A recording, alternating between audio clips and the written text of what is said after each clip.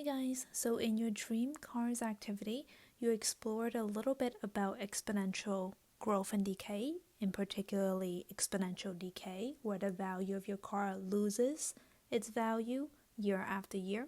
And we call exponential functions that we've graphed, both in the last section and when we looked at parent functions, we said exponential functions always have to form y equals b to the x, where b is any positive number. And depending on whether b is a number greater than 1, that would be if I keep multiplying by a value more than 1, when it's 2, 3, 4, it's exponential growth. And if b is a number that is a fraction between 0 and 1, like 1/2, 1/3, think about taking a half of something and a third of something and a fourth of something, it gets smaller and smaller. That represents exponential decay. And so in here, in this section, we're going to look at some application problems that involves exponential functions, in particularly exponential growth type of word problems and exponential decay type of problems. And the formula that we've kind of discovered in our dream car activity is y equals a, which represents the initial value, times b to the x, where b is your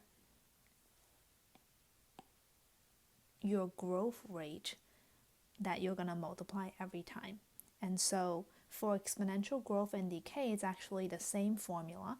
Depending on whether you're growing, you're going to be adding, or whether you're decaying, you're going to be subtracting a percentage. So this formula is for exponential growth and decay problems when you are given a percent. So y equals a times b to the x. A is just the initial value. B is your exponential growth factor. And in function notation, instead of y, we can write it in function notation. A of t, remember this does not mean a times t, it's just a is a function that depends on t. So a of t represents an amount at a given time.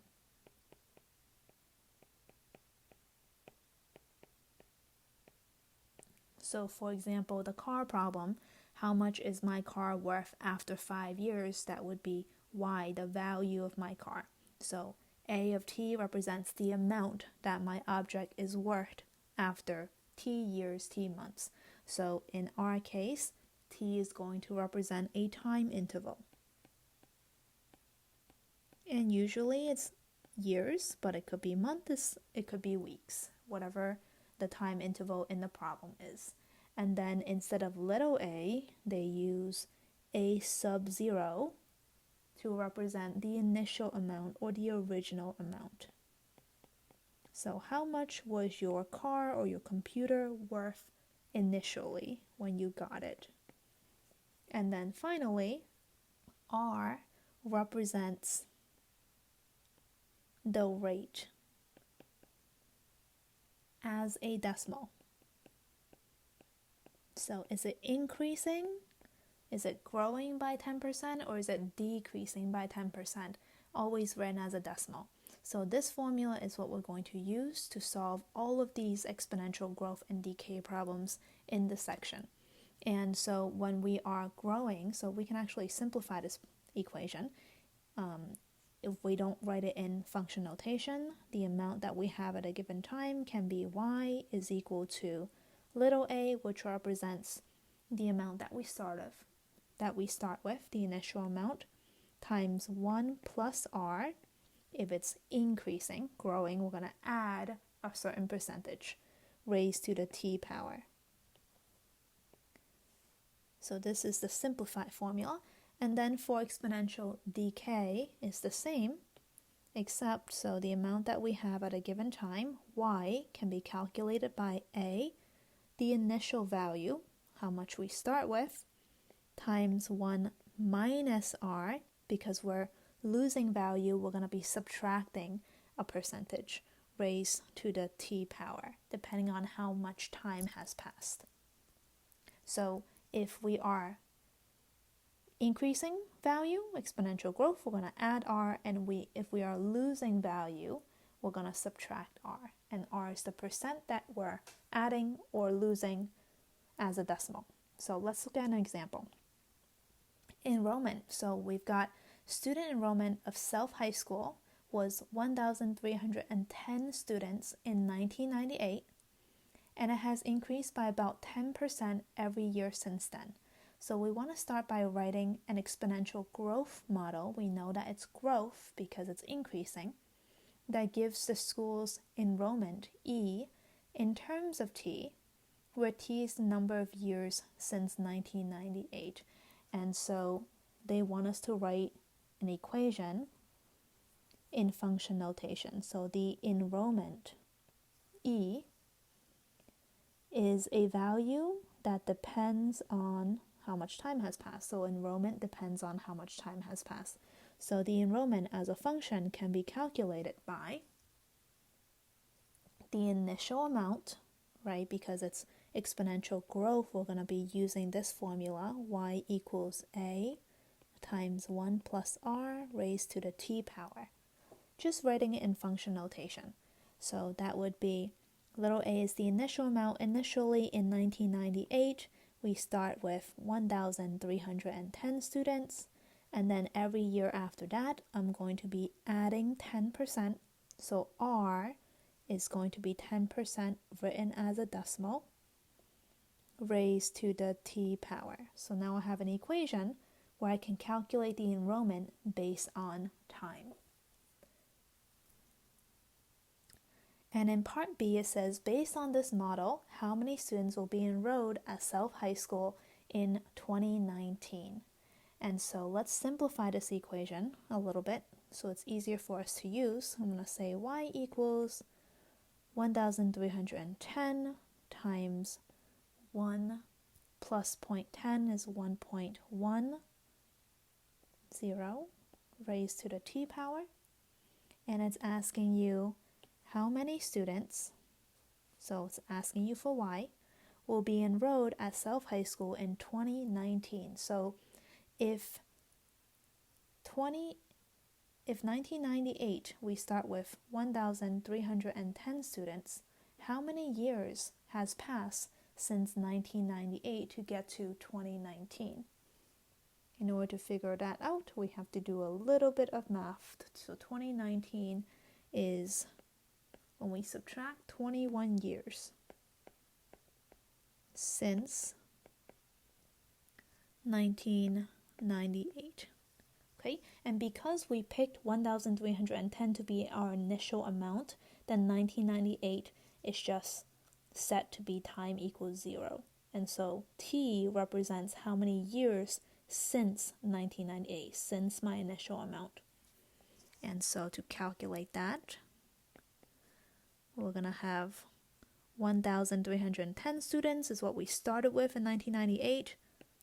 And then I'm going to multiply by 1.10 raised to the 21 power. And because I want to figure out after 21 years after 1998, how many students will be enrolled in that school. So again, when you're doing these calculations, be careful. Make sure you do exponents first. So calculate this first, 1.1 raised to the 21st power, and then times 1,310. And we're going to round to the nearest student. So that will be about 9,694 students will be at the school after 21 years if it increases by 10% every year. Okay, and then last question, how many students were enrolled at Self High School in 1996? Now, this one's a little tricky because, and as a little hint, we want to think about, well, what value would you put in for t, for time? If 2019 is 21 years, positive 21 years after 1998, well then 1996 would be 2 years before that, right? So we're going to start with the same equation. Y equals 1,310 times 1.1 raised to the t power. We're still looking for how many students, so I'm still looking for y. But because 1996 is 2 years before 1998, In this particular case, I'm going to put in time as -2, 2 years before 1998. And again, doing the calculations, careful, do your exponents first, 1.1 raised to the -2 power, and then times 1,310. That would give me roughly 1,082 students in 1996, which makes sense because it should be less than what I had in 1998. Okay, so for all of these problems, decide whether you're going to use exponential growth or decay. If it's increasing, you're going to add r. If it's decreasing, you're going to subtract r.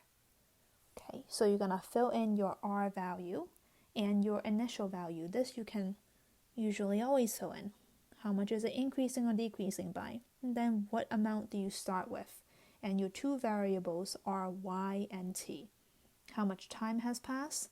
That would ultimately affect the value or the number of students that you have. And once you come up with this equation,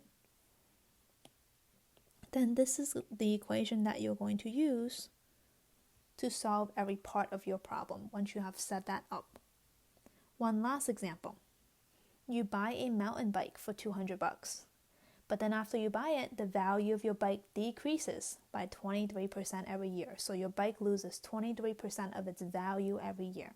We want to write a model that gives the value of the mountain bike, Y, in dollars after 10 years. So we know that because I'm losing money, this is an exponential decay problem. So Y is going to be equal to the amount that my bike is worth is going to be equal to A, which is the initial amount, times 1 minus R, because I'm losing value, so I'm going to subtract, raised to the t power.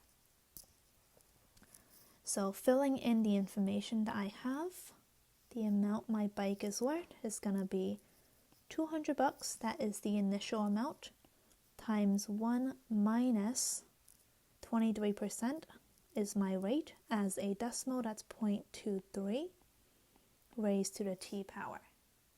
So this is the equation. Okay, and then I'm going to use this equation to answer part B. How long will it take for the bike to lose half of its value? So if this is my equation, then in the problem that you're given, you have to decide whether, well, I have two variables. I have y, which is the amount that my bike is worth, and I have t, which is how much time has passed. So looking at the question, decide which variable they want you to find. So the question says, how long, how many years will it take for the bike to lose half of its value? So I know I'm looking for t. Okay, when the bike loses half of its value, how much is it worth now? Y, which is the amount that it's worth, is going to be $100. If it loses half of its value, it's going to be worth $100. So I want to substitute 100 in for y and keep everything else the same. And I want to solve for t. So let's start by simplifying. 100 equals, I'm going to take care of what's inside parentheses first. 200 times 0.77 raised to the t power. And be very, very careful here. I can't multiply 200 by 0.77 because order of operations, the 0.77 is being raised to the t power. So I got to do exponents before I multiply. And since I don't know what the exponent is, I can't do that. So we're going to go ahead and try to isolate that t by dividing out the 200. That's going to give me 0.5, and you can use a calculator for this section, equals 0.77 raised to the t power. And so now I have to figure out a way to get that t by itself, and it's currently in the exponent. I want to bring that down from the exponent. I want you to think about how. How can I bring that t down from the exponent? Some of you might recall that, well, if I have a log in the front, then I can bring it down, right? So let's take the log of both sides. So I'm going to get the log of 0.5 equals the log of 0.77 to the t power, and then using the power property of logs, once I have a log in the front, I can now bring this exponent down to the front. So we've got the log of 0.5 equals t times the log of 0.77, and to get t by itself, all I have to do is divide both sides by the log of 0.77.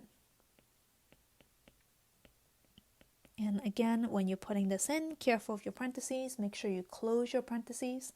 Log of 0.5, close parentheses, divided by the log of 0.77, close parentheses, and you should get t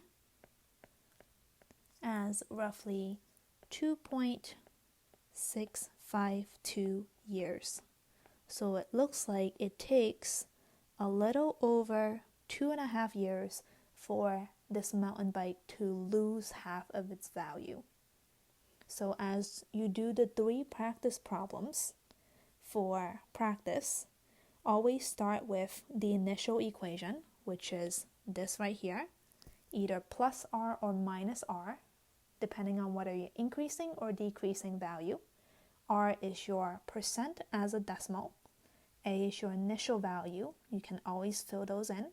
And then look at the problem and decide whether they want you to find the amount that your object is worth, y, or how long it takes to be worth a certain amount, in which case you'll be looking for t.